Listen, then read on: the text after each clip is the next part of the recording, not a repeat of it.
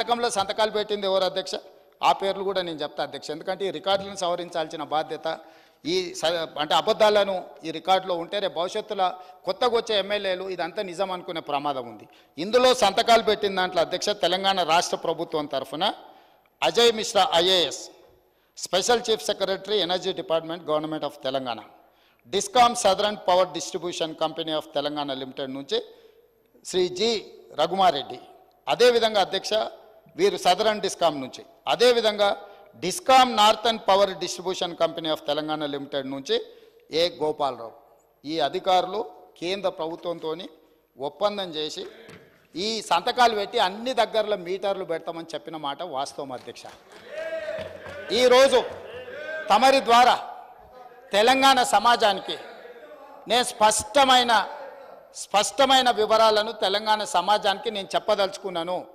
జనవరి 4, 2017 నాడు కేంద్ర ప్రభుత్వంతో నరేంద్ర మోడీ గారితో ఆనాటి తెలంగాణ రాష్ట్ర ముఖ్యమంత్రి కల్వకుంట్ల చంద్రశేఖరరావు గారు మేము డిస్ట్రిబ్యూషన్ ట్రాన్స్ఫార్మర్లకు 100% 6 నెలల లోపల మీటర్లు బిగిస్తామని, అదేవిధంగా ఇండ్ల గృహ వినియోగదారులకు కూడా 2018 డిసెంబర్ లోపల 500 యూనిట్లు వాడే వినియోగదారులకు, అదేవిధంగా 200 యూనిట్లు వాడే వాళ్లకు 31 డిసెంబర్ 2019 లోపల మీటర్లు బిగిస్తామని నరేంద్ర మోడీ గారితో ఒప్పందం చేసుకున్న మాట వాస్తవము.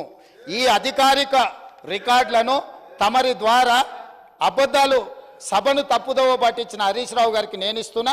అదేవిధంగా వారు మాట్లాడిన అబద్ధాలు అన్నిటిని కూడా రికార్డులను తొలగించి ఆ రికార్డులను సవరించాల్సిందిగా తమరికి విజ్ఞప్తి చేస్తున్నాను అధ్యక్ష. తమరి ద్వారా వారికి రికార్డు నేను ఇవ్వదలుచుకున్నా, ఎందుకంటే ఆ కాగితాలు ఎక్కడున్నాయో మాకేం తెలుసు, మీరేంది అని. అందుకే అధ్యక్ష మా వెంకటరెడ్డి గారు ఒక మాట చెప్పారు, వారికి హాఫ్ నాలెడ్జ్ అని. వారికేమో హాఫ్ నాలెడ్జు, పెద్దానికేమో ఫుల్ నాలెడ్జు. ఇక మేము ఏం చేస్తాం అధ్యక్ష? కాబట్టి అందుకే సభలో వాస్తవాలు మాట్లాడితే బాగుంటుంది అధ్యక్ష. అది పంపించండి అధ్యక్ష. సరే, అది నేను చూసి దాని మీద స్పందిస్తా అధ్యక్ష. ప్రజలకైతే తెలుసు కదా అధ్యక్ష, ఈ రాష్ట్రంలో ఏ వ్యవసాయ బావి దగ్గరనైనా ఏ రైతు కన్నా మా ప్రభుత్వం మీటర్ పెట్టిందా అధ్యక్ష? మీటర్లు పెట్టినామా అధ్యక్ష? ఇవాళ ముఖ్యమంత్రి గారు నిజంగా మేము 30,000 కోట్ల అప్పు తెచ్చే అవకాశం ఉన్నా తేలేదు అని నేను చెప్పాను. 30,000 కోట్ల అప్పు మేము తెచ్చామా? 0.5 FRBM చెప్పమనండి. We have not taken any single rupee on electricity reforms. ఇదే విషయం నేను చెప్పినా, దానికి నేను కట్టుబడి ఉన్నా. ఆ పేపర్ పంపండి, చదివి రేపు నేను సభలో డీటెయిల్గా దానికి సమాధానం చెప్తాను అధ్యక్ష. అధ్యక్ష, ముఖ్యంగా బీసీల విషయంలో ఈ ప్రభుత్వం ఆనాడు కామారెడ్డి డిక్లరేషన్లో 1,00,000 కోట్ల రూపాయలు బీసీలకు ఖర్చు పెట్టాం 5 ఏళ్లలో అని చెప్పారు. అంటే 1,00,000 కోట్లు అంటే సంవత్సరానికి 20,000 కోట్లు బడ్జెట్లో పెట్టాలి. కానీ గౌరవనీయులు ఆర్థిక శాఖ మంత్రి గారు ఈ బడ్జెట్లో కేవలం 9,000 కోట్లు మాత్రమే పెట్టారు. అది ఎట్లా ఖర్చు పెట్టారు, మరి ఆ 1,00,000 కోట్లు ఎట్లా నింపుతారో కూడా వారు చెప్పాలి అధ్యక్ష.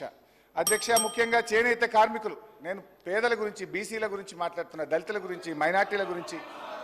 అధ్యక్ష, మీరు అధికారంలోకి వచ్చిన తర్వాత చేనేత కార్మికుల నోటికాడ బుక్ ఎత్తగొట్టారు. 14 మంది చేనేత కార్మికులు ఆత్మహత్య చేసుకున్నారు. దయచేసి రివ్యూ చేయండి, చేనేత కార్మికులకు ఆర్డర్లు ఇవ్వండి, వాళ్ళ బకాయిలు ఇవ్వండి, వాళ్ళ ఆత్మహత్యల్ని నివారించాలని మీ ద్వారా ప్రభుత్వాన్ని నేను కోరుతా ఉన్నా. ఎందుకంటే వాళ్ళు రోడ్లెక్కి ధర్నాలు చేస్తున్నారు, బంద్ కాలిస్తున్నారు. తొందరగా నిర్ణయం తీసుకోండి అధ్యక్ష. అధ్యక్ష, ఎంబీసీ కులాలకు ప్రత్యేక మంత్రిత్వ శాఖ పెట్టామన్నారు, ఆ ఊస రాలేదు. మైనార్టీల కోసం हमारे मुसलमान भाइयों के लिए, बहनों के लिए ये लोग वादा करे 4,000 करोड़ बजट में रखते बोल के बोले, लेकिन सिर्फ 3,000 करोड़ रुपए रखे हैं। ये सरकार बड़े भाई के रास्ते में छोटे भाई चल रहा साहब। वहाँ बड़े भाई के पास या कोई एमपी मुसलमान नहीं है, कोई मिनिस्टर मुसलमान नहीं है। या अपने राज्य में भी ये बड़े भाई के गवर्नमेंट में एक मुसलमान के एमएलए नहीं है, एक मुसलमान के एमएलसी नहीं है। ये हुकूमत में कम से कम मुसलमानों को मिनिस्टर भी नहीं दिया है। ये मैं पूछना चाहता हूं, उन लोगों के वोटों से आप हुकूमत बनाना चाहते, लेकिन माइनॉरिटीज को हुकूमत में जगह न क्यों नहीं मिलता बोल के मैं ये सरकार से पूछना चाहता हूं। इमाम मौजम साहब लोगों को 10,000 रुपए देते बोले, अभी तक वो भी अमल नहीं हुआ। माइनॉरिटी सप्लान के लिए 1,000 करोड़ रुपए देते बोले, वो भी बजट में नहीं दिया हुआ है। సో మైనార్టీలకు దయచేసి న్యాయం చేయాలని చెప్పి కూడా నేను కోరుతా ఉన్నా అధ్యక్ష. ఇకపోతే ఈరోజు నేను ఇగో అన్ని పేజీలు తిప్పేస్తున్నాయి సార్, ఇక మీరు టైం ఇస్తలేరని వదిలేస్తున్నా చాలా విషయాలు.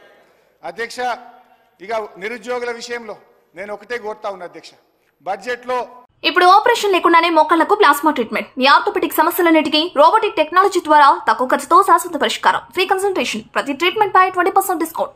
ఈ ఆఫర్ కొద్ది రోజులు మాత్రమే, త్వరపడండి. V9 hospitals 9281465842.